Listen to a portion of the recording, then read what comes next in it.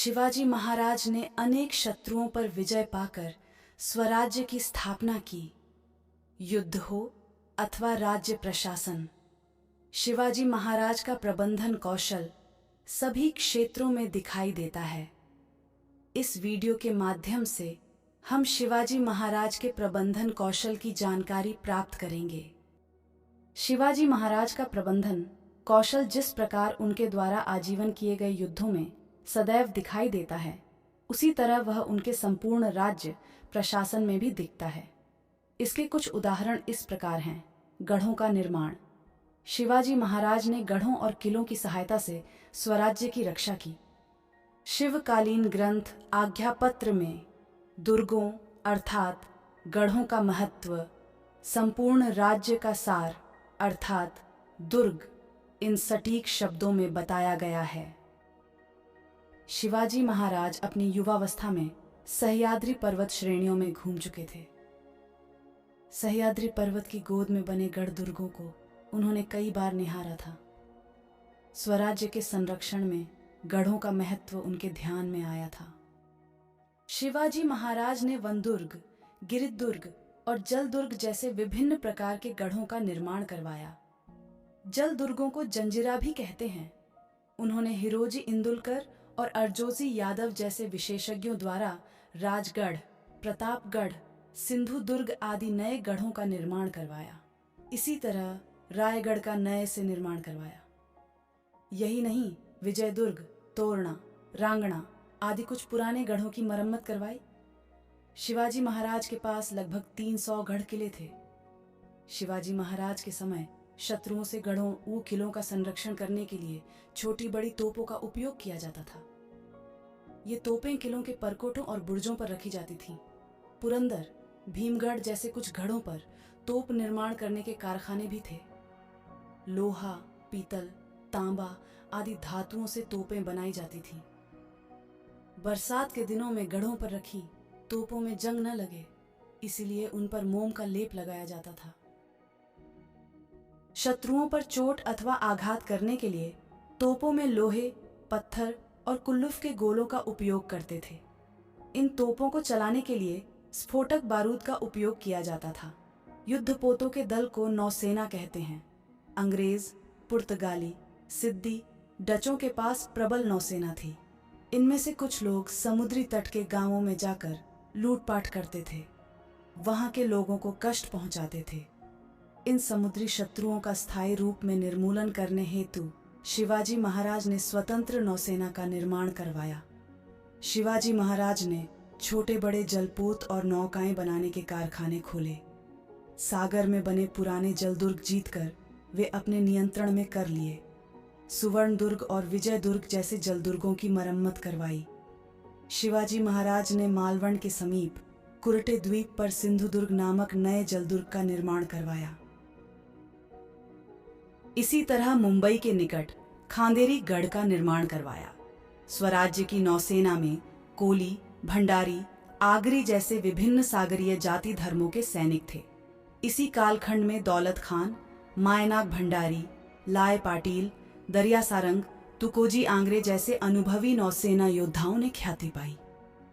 मराठों की नौसेना के कारण अंग्रेज, पुर्तगाली, सिद्दी और डच जैसे समुद्री शत्रु उनसे भयभीत रहने लगे। परिणाम स्वरूप शत्रुओं से स्वराज्य को पहुंचने वाली त्रस्तता में कमी आई।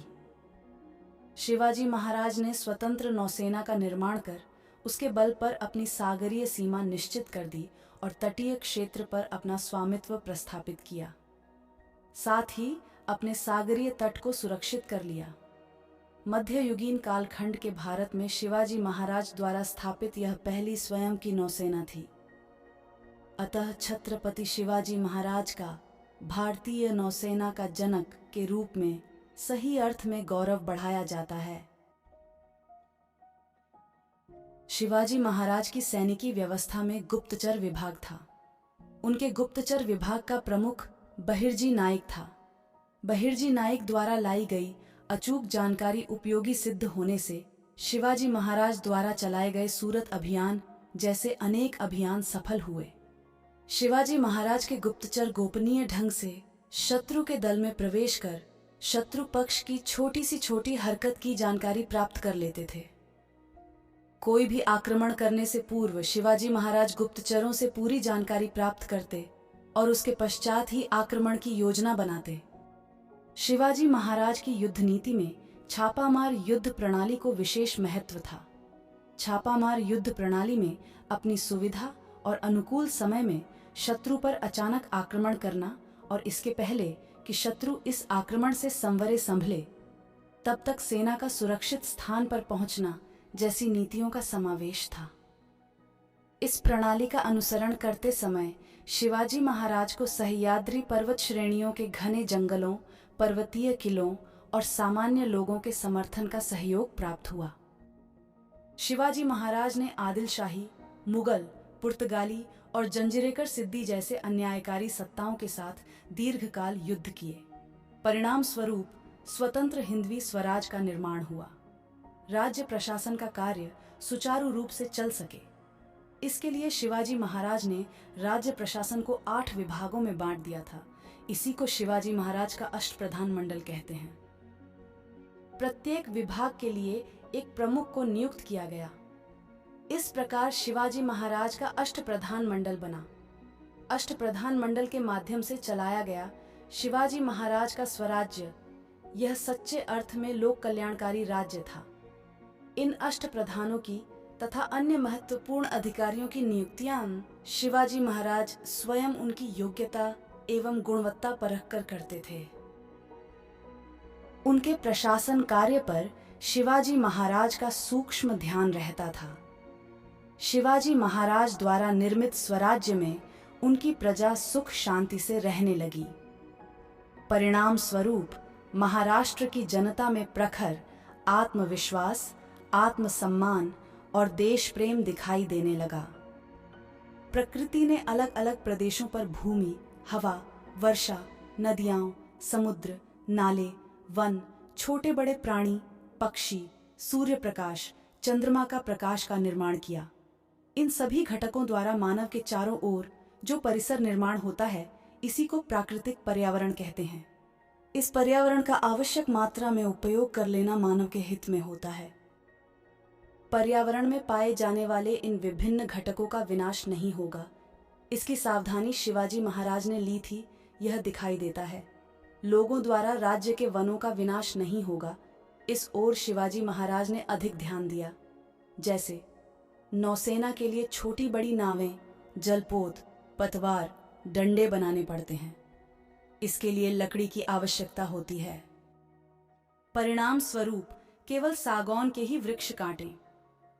अधिक सागौन की आवश्यकता हो तो दूसरे राज्यों से वह खरीदें, परंतु किसी भी स्थिति में आम, कटहल आदि पेड़ काटे न जाए, क्योंकि ये पेड़ वर्ष 2 वर्ष में बढ़ते नहीं हैं। प्रजा इन पेड़ों का लालन पालन अपनी संतान की तरह करती है, अतः इन पेड़ों को काटकर प्रजा को दुख न पहुंचाए। यदि कोई पेड़ बहुत ही पुराना, ठूंठ हो गया हो, तो उस पेड़ के स्वामी को नकद पैसा देकर संतुष्ट करें तथा उसके बाद ही वह पेड़ काटें। इस प्रकार के आदेश शिवाजी महाराज ने दिए थे। आज्ञा पत्र से यह ध्यान में आता है। शिवाजी महाराज ने स्वराज्य के गांव-गांव में छोटे बड़े बांध बंधवाकर लोगों के लिए पेयजल उपलब्ध कराया। इसी तरह इन बांधों में नहरें बनवाकर खेती के लिए भी पानी उपलब्ध कराया। इससे स्वराज्य की आय में वृद्धि हुई। स्वराज्य की प्रजा को अकाल की भीषणता का कभी भी अनुभव नहीं हुआ। शिवाजी महाराज के कार्यकाल में लोग अधिक संख्या में गढ़ों पर बस्ती बनाकर रहते थे। वहां पानी की व्यवस्था करने के विषय में शिवाजी महाराज सावधानी बरतते थे। गढ़ का निर्माण करवाने से पूर्व यह देखा जाता था कि क्या उस स्थान पर पर्याप्त पानी है। यदि किसी स्थान पर पानी न हो तो वहां वर्षा काल प्रारंभ होने से पूर्व ही तालाब और टंकियां बांधकर उनमें वर्षा का जल इकट्ठा किया जाता था। यह संग्रहित जल किफायत से उपयोग में लाया जाता था। इस प्रकार के जल प्रबंधन के कारण गढ़ पर रहने वाले लोगों को और स्वराज्य की प्रजा को अकाल में भी पानी का अभाव अनुभव नहीं होता था। विभिन्न प्रकार की सुविधाएं प्रदान करते थे। प्रजा को लगान माफ कर देते थे। इससे स्वराज्य में अकाल की भीषणता कम हो जाती। किसी वर्ष स्वराज्य में अकाल पड़ता तो शिवाजी महाराज सरकारी गोदामों में जमा किया हुआ अनाज प्रजा में निःशुल्क बांट देते। इसी तरह अकाल के वर्ष में शिवाजी महाराज गढ़ों किलों की मरम्मत के कार्य प्रारंभ करते। साथ साथ बांधों, नहरों, छोटे बांधों के भी कार्य आरंभ करते। इन कामों से किसानों के साथ साथ कारीगरों, प्रजा, पवन को रोजगार मिलने से स्वराज्य में प्रजा को अकाल की भयानकता का अनुभव कभी भी नहीं हुआ। किसान संपन्न हुआ। कल तक जिसके पांव में जूते नहीं थे उसने जूते खरीदे, शरीर पर कपड़े नहीं थे उसने कपड़े खरीदे। इससे बुनकरों को रोजगार प्राप्त हुआ। जिनके पास रहने के लिए मकान नहीं थे वे मकान बनवाने की स्थिति में आ गए। फलतः मकान बनवाने वाले राजगीरों, बढ़ियों, लुहारों और ईंटें बनाने वाले कुम्हारों को काम मिला। इस तरह स्वराज्य में किसानों के साथ साथ कारीगर श्रमिक भी सुखी और संपन्न बने। सागरीय व्यापार और अन्य व्यापार मंडियाओं स्वराज्य की रक्षा भली भांति हो सके, इसके लिए स्वराज्य से लगे सागर पर अपना आधिपत्य होना चाहिए। इस उद्देश्य से शिवाजी महाराज ने अपनी स्वतंत्र नौसेना का निर्माण करवाया। इतना ही करके वे रुके नहीं, बल्कि स्वराज्य में व्यापार बढ़े, इसलिए माल की ढुलाई करने वाले विशेष प्रकार के जहाजों का निर्माण करवाया। राजापुर जैसे व्यापारिक बंदरगाहों का विकास करवाया। इसी तरह रायगढ़ पर विशेष बाजार, हाट बसाई।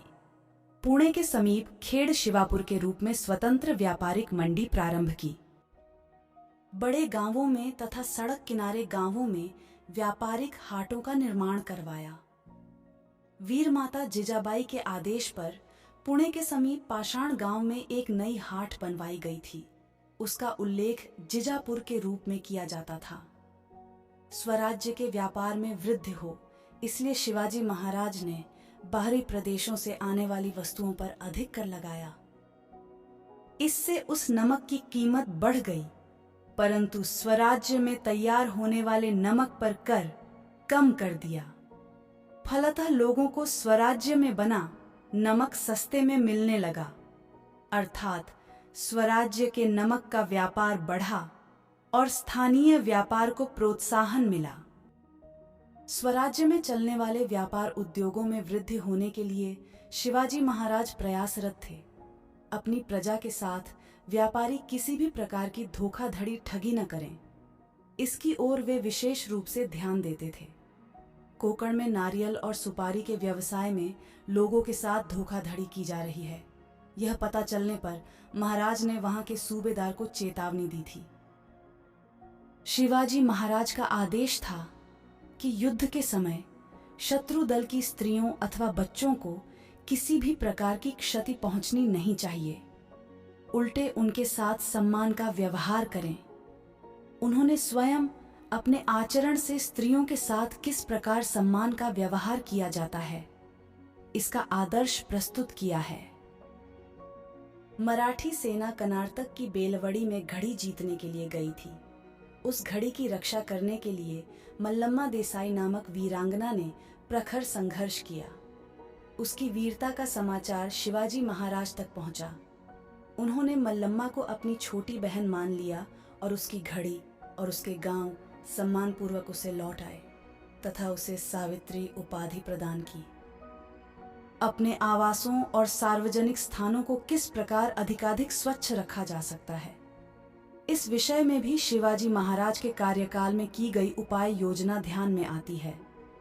घर के चारों ओर निर्गुंडी अथवा सिंधुवार के पेड़ों की बाड़ खड़ी करके घर में चूहे, बिच्छू, कीड़े, चींटी जैसे प्राणी प्रवेश न कर सकें, इसकी सतर्कता बरतें।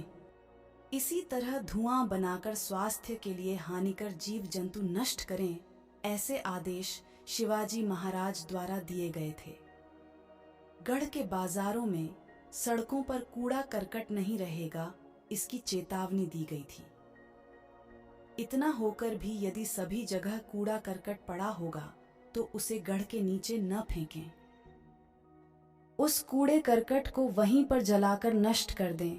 और उसकी राख का क्यारियों में रोपी हुई साग सब्जियों के लिए खाद के रूप में उपयोग करें। ऐसी विभिन्न सूचनाएं देखने को मिलती हैं।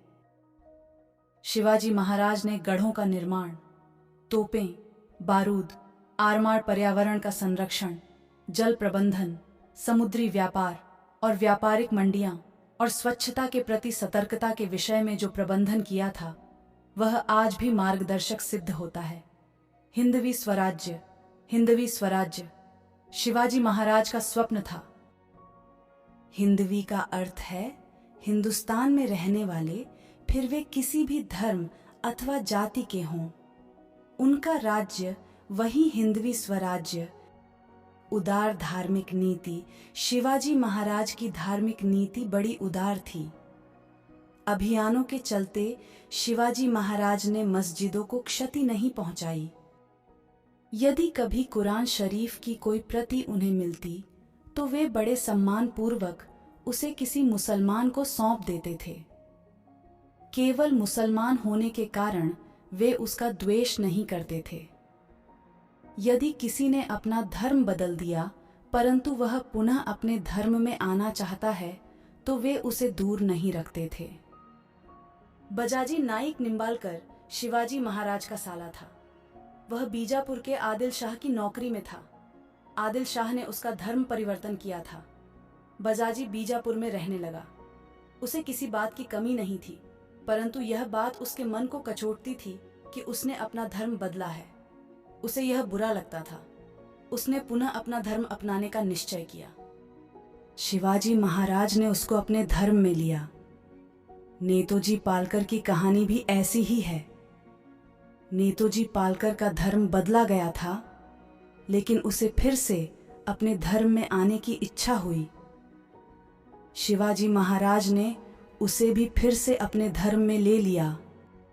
गहन अंधकार में अपनी दिशा निश्चित करके मार्ग निकालना, संकट आने पर भी निर्भीकता से उन पर विजय प्राप्त करना और आगे बढ़ना, शक्तिशाली शत्रुओं के साथ अपनी अल्प शक्ति के साथ लड़ते हुए अपनी सामर्थ्य बढ़ाते रहना, अपने साथियों को उत्साहित करते हुए और शत्रुओं को चकमा देते हुए यश प्राप्त करना आदि सभी गुण शिवाजी महाराज में विद्यमान थे। आदर्श पुत्र, सजग नेता, कुशल संगठनकर्ता, जन कल्याणकारी प्रशासक, बुद्धिमान योद्धा, दुर्जनों का संहारक, सज्जनों का रक्षक और नवयुग का निर्माता, जैसे शिवाजी महाराज के व्यक्तित्व के अनगिनत तेजस्वी पहलू हैं। यह सब देखा कि मन में बार बार यही भाव उठता है। शिवरायांचे 8वावे रूप, शिवरायांचा 8वावा प्रताप, शिवरायांचा 8वावा साक्षेप भूमंडली। प्यारे दर्शक मित्रों, अगर आपको ये वीडियो पसंद आया है तो कृपया इसे लाइक, शेयर और कमेंट करें। और अगर आप ऐसे ही रोचक और ज्ञानवर्धक वीडियो देखना चाहते हैं तो हमारे YouTube चैनल को सब्सक्राइब करना न भूलें।